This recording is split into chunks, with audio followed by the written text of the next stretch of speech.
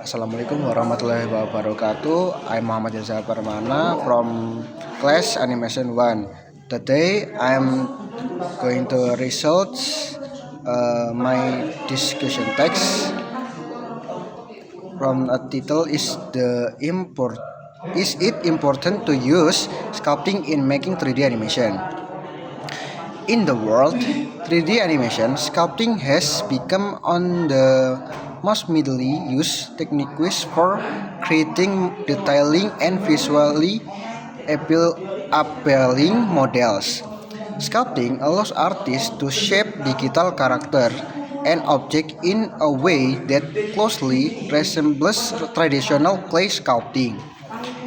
This method gives creators a high level of control over forms, anatomy, and textures, making it especially useful for producing realistic results. Uh, because of the advantage, many professional studios rely on sculpting as an essential part of their workflow. One of the strongest arguments in favor of using sculpting is the ability to create high-resolution details. With sculpting tools, artists can add intricate features such as wrinkles, skin pores, muscle definition, and natural surface variation uh, that are difficult to achieve through traditional polygonal modeling alone. Uh, this small detail contributes significantly to the final look of a character, especially when the animation aims for realism. Sculpting also supports an intuitive and artistic approach, allowing creators to explore shapes freely without worrying about topology at the early stage.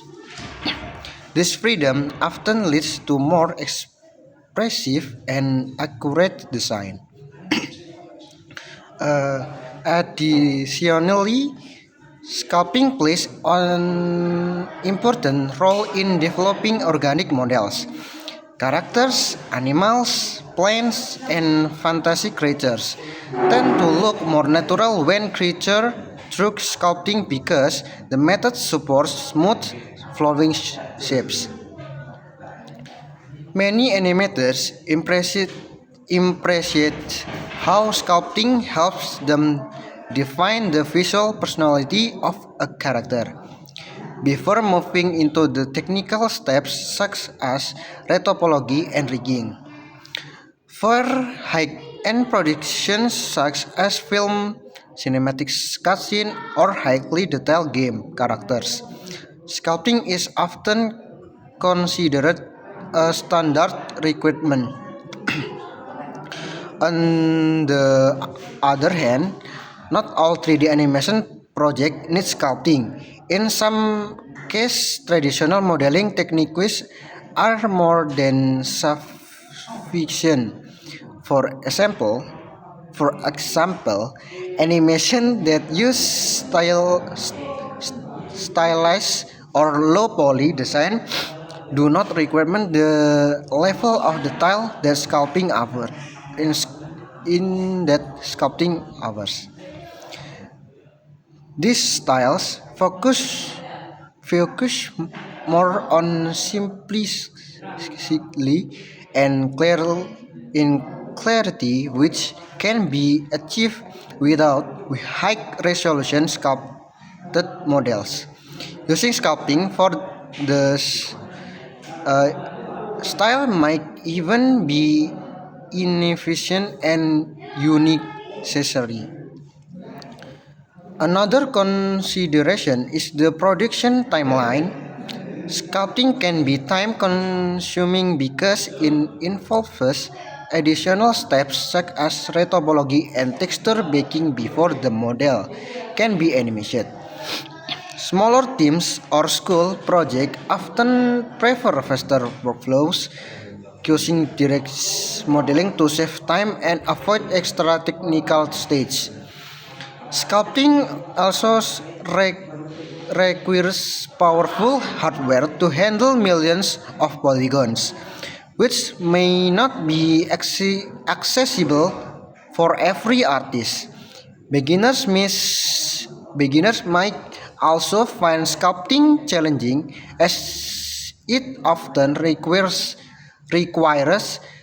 knowledge of anatomy, shape language, and artistic principles.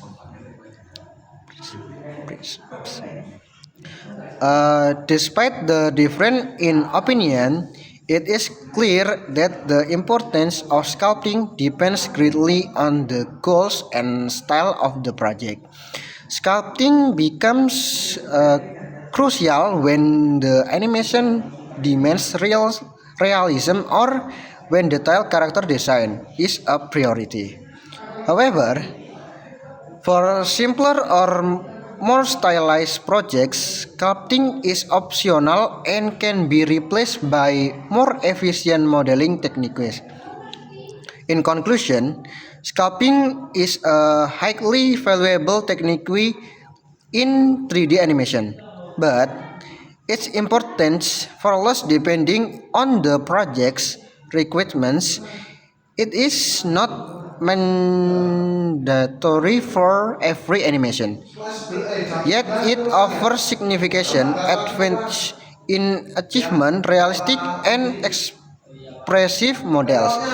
The best approach for animators is to choose a workflow that suits both the visual style and the resource available understanding when to use sculpting and when to rely on traditional modeling can help creators produce high quality animation efficiently and effectively.